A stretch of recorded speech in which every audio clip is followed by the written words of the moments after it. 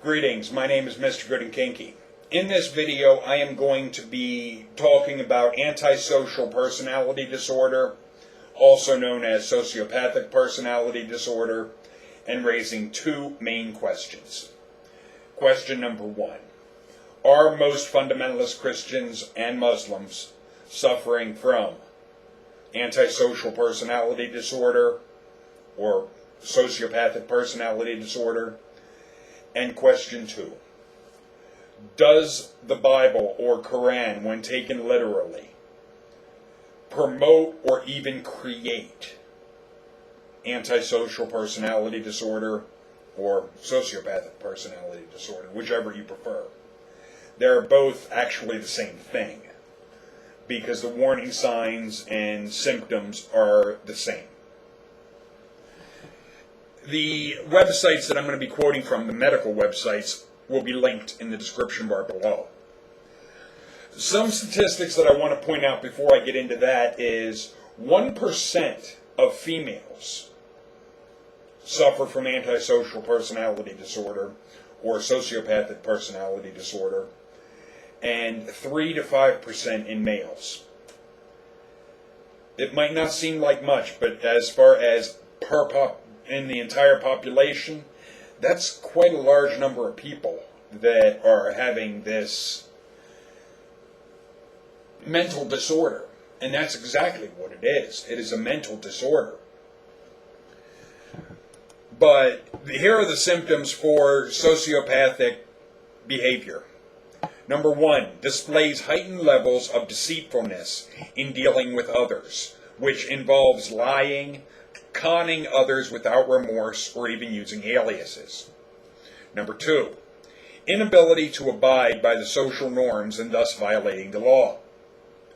Number three, displays aggressiveness and often tends to get into assaults and physical fights. Number four, displays complete lack of empathy for others and their situation for which they are responsible. Number five, displays no feelings or shallow feelings. Number six, displays impulsive behavior, which is indicated by the inability to plan for the future. Number seven, displays no concern for the safety of others around them or themselves. Number eight, inability to sustain a consistent behavior that stems mainly from irresponsibility, especially at the workplace or in other dealings. And number nine, displays promiscuous behavior. Now I want to point out that the last, or even one of these, I don't think is a real cause for concern, like the promiscuous behavior. Some of that is characteristic of age as well. That kids, when they're like 16 to mid-20s, promiscuous behavior is common. So it's not something that is in and of itself indicative. But if coupled with all of the other, it's definitely something to be a red flag. But if you go to this website, it's further down, it's at number 8, that it gets into the warning signs of a sociopath or toxic personality. Number 1, inconsistencies between what the person says and does. Number 2, excuses or subject changing when caught in a lie. Number 3, no feeling of shame when caught in an embarrassing situation. Number 4, going around the question, answering it in any way that doesn't really answer it. Number 5, ability to sense vulnerabilities and motives, and motivated in using them for personal gain or pleasure. Manipulative without remorse. Number 6, seeing any social situation as a contest or a test.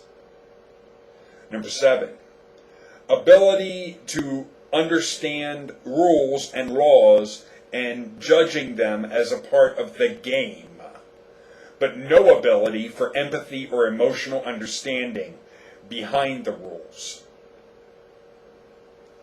Number 8, poorly connected speech and abundance of excuses during speech, using more hand gestures than normal.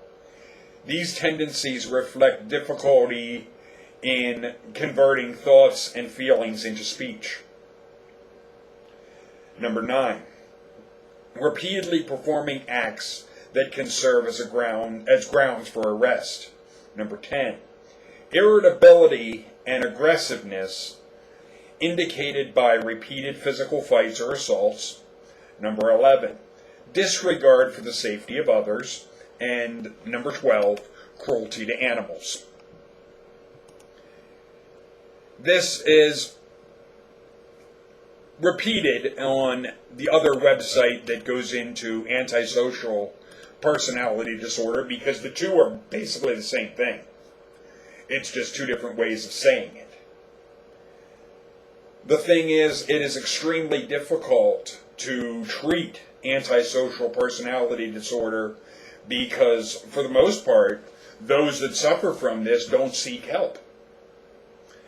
And it can be difficult to determine if somebody is actually having this, or it takes looking at their overall behavior on a consistent basis to be able to recognize that, yes, they most likely have antisocial personality disorder.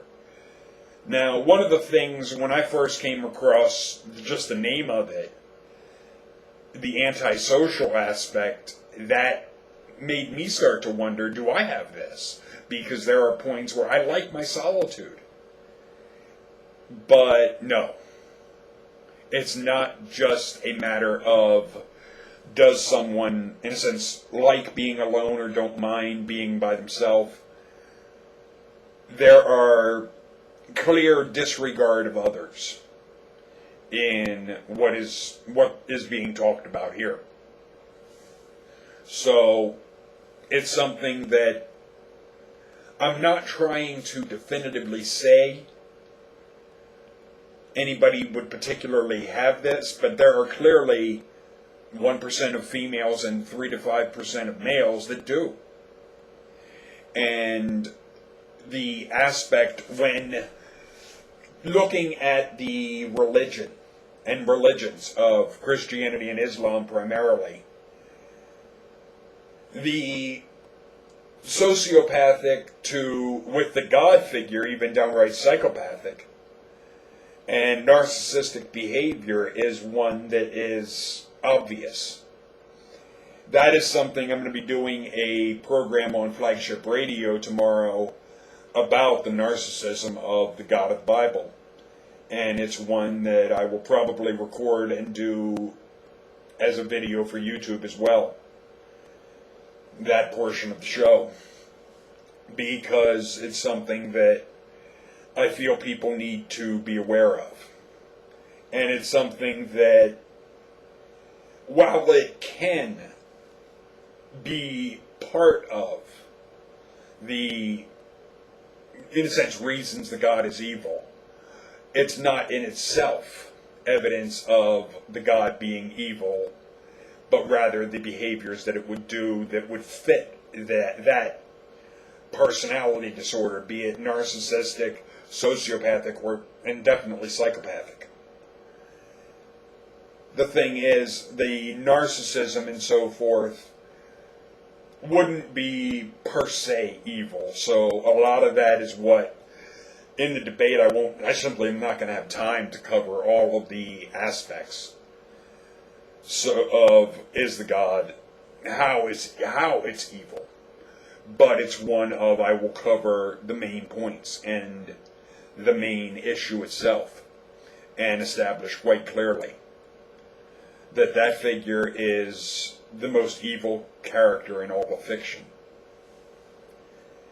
But this aspect of sociopathic to antisocial personality disorder really hit my mind after seeing some comments by Gary or G-Man, and especially in light of the videos that I've done before regarding him and his stupid comments, and the complete lack of concern or regard for others, especially if they don't think just like him. That is typical of the fundamentalists in both Christianity and Islam. It's not a matter of fitting all Christians, because not all Christians are, to use the term, this mentally fucked up. The thing is, anyone, in my view, anyone that can go along with the concept of the hell doctrine as put forward in the Bible or the Quran,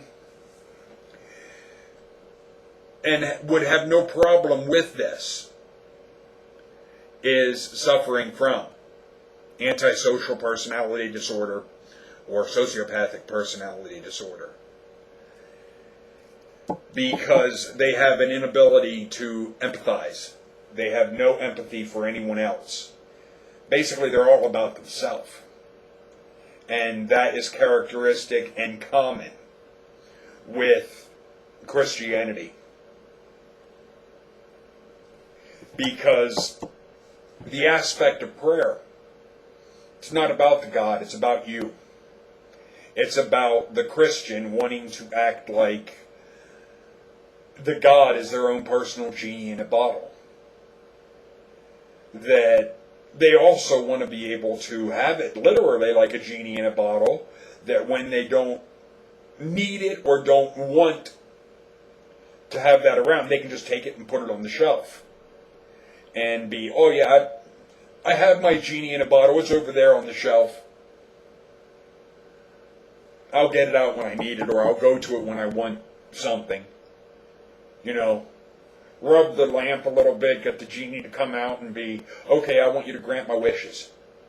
Because that's what prayer is. Give me this, do that, help me here, do this for me. Basically, these people would be wanting to manipulate and play their God just like they want to manipulate and play people in life. They would be looking at it as the same. That the God would just be something else for them to use to their own ends. That they wouldn't care about what happens to others. They don't really care about anybody but themselves. And that is what I see as very dangerous socially. Because this type of thing, even though the God and the heaven and hell shit, as is put forward in their book of fairy tales, isn't true, the impacts and the effects of their behavior in society is very real. We can see throughout history different examples of people that have a complete lack of empathy for others, and that's categorized by things like the Inquisitions, the Holocaust, the Guantanamo Bay.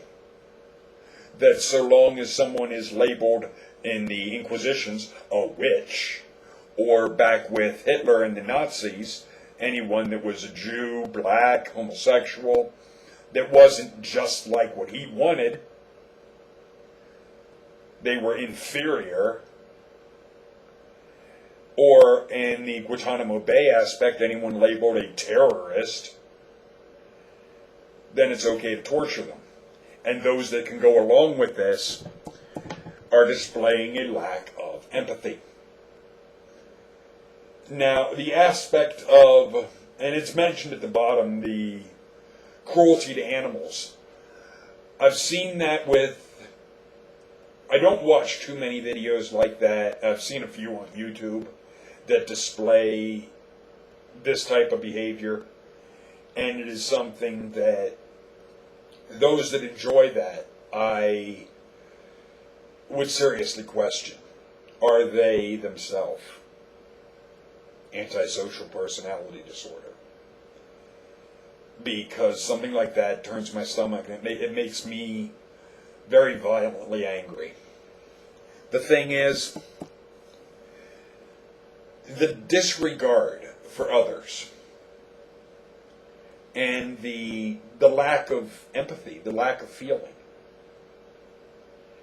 is something that I think is a definite sign of antisocial personality disorder and or sociopathic personality disorder. But I wonder if, in a sense, there are more being created by religion, and potentially not being diagnosed. That is because the aspect of if a God would exist, and I'm not opposed to the idea of some force or something existing, but the Christian God, no way. Basically, the universe isn't that fucked up. To put it bluntly, the universe is not insane. There are clearly people that are, but the universe itself, it's not nuts. The thing is, people want to act like their belief system, their religion, is good because it's what they go along with.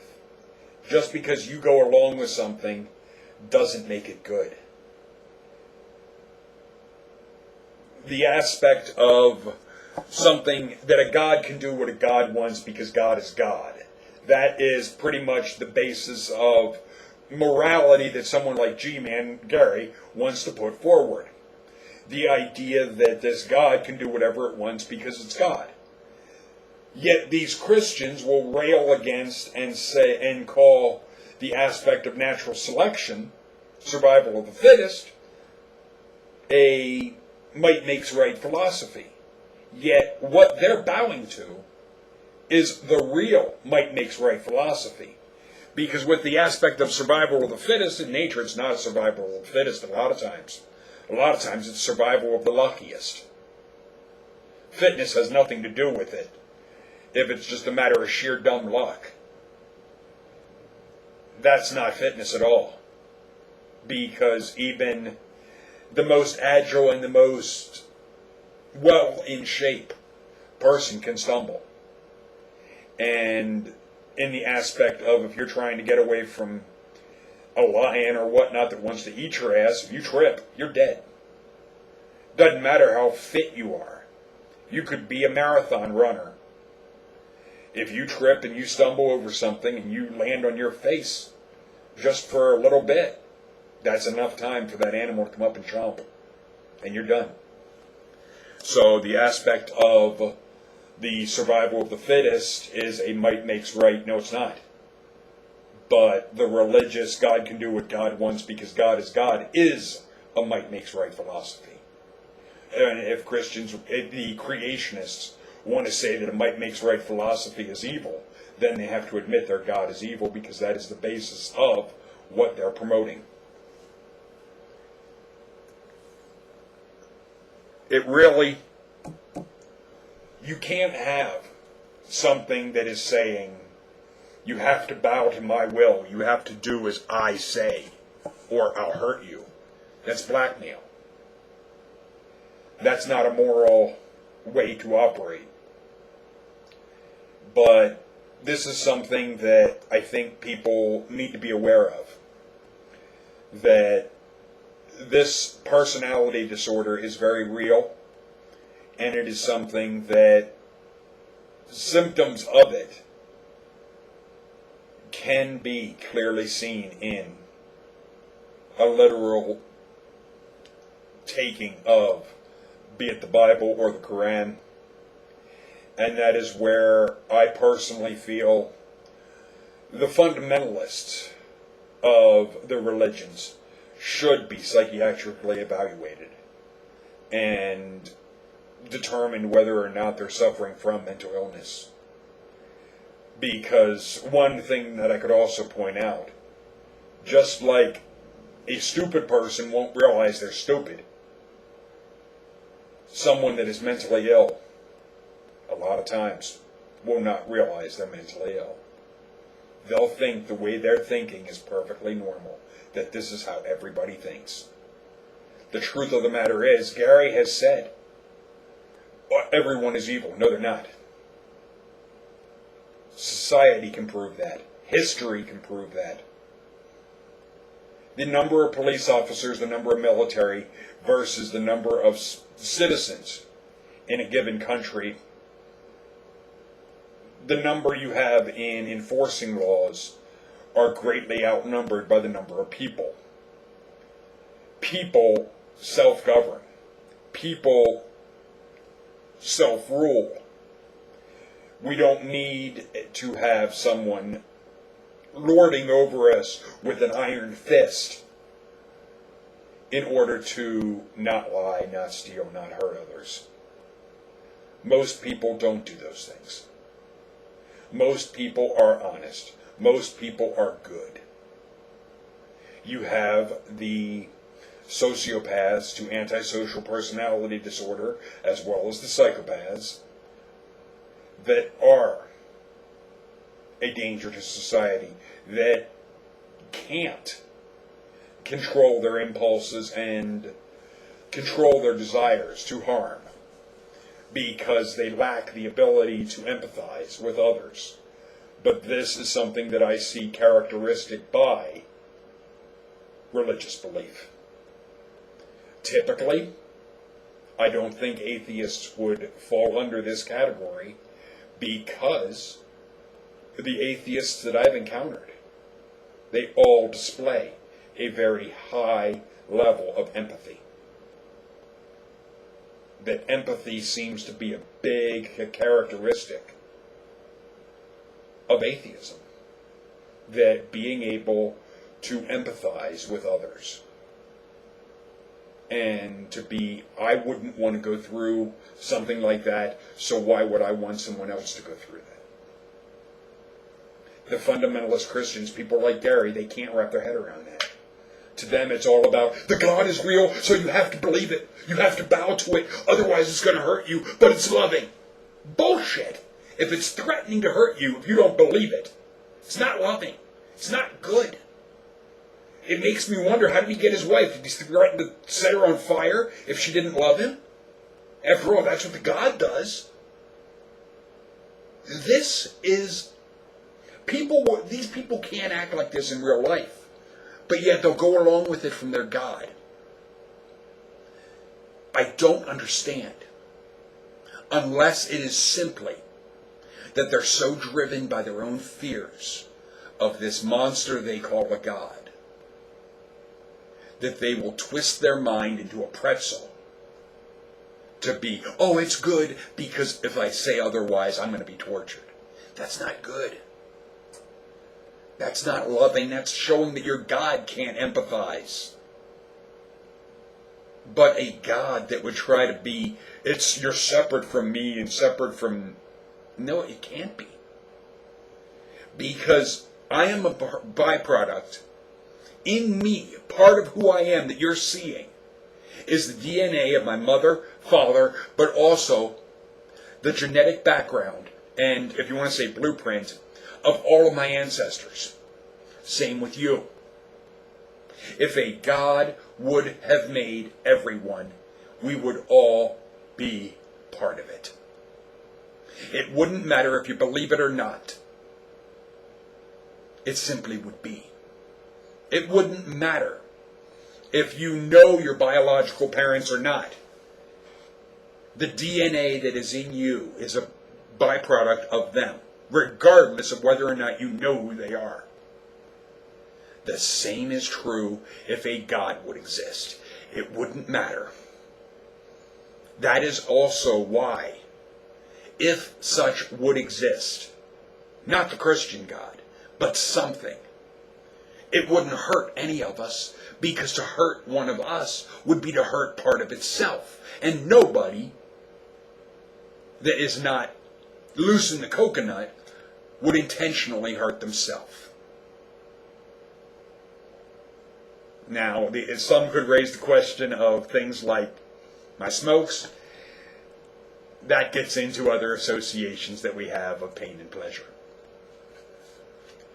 It's not a matter of, do I see it as it hurting me? No. I see it as something I enjoy.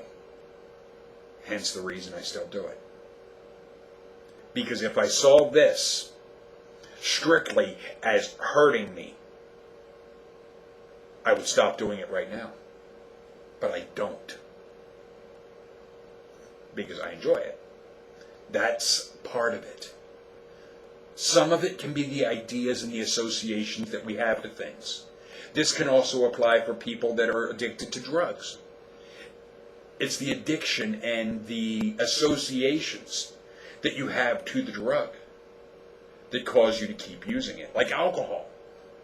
I rarely drink. Rarely. But sometimes I will. And it's something that if I do, it'll be one mixed drink or whatnot. I rarely drink beer. Rarely to ever. If I do, it's one beer. And I'm done. Because I don't have the aspect of, to use the term, of having to get drunk. I don't have that issue. So, for me, it's all a matter of an aspect of moderation and doing what I enjoy. But the thing is, I wouldn't do something that I would see as intentionally being harmful to me. But this is Mr. Good and Kinky, Greg.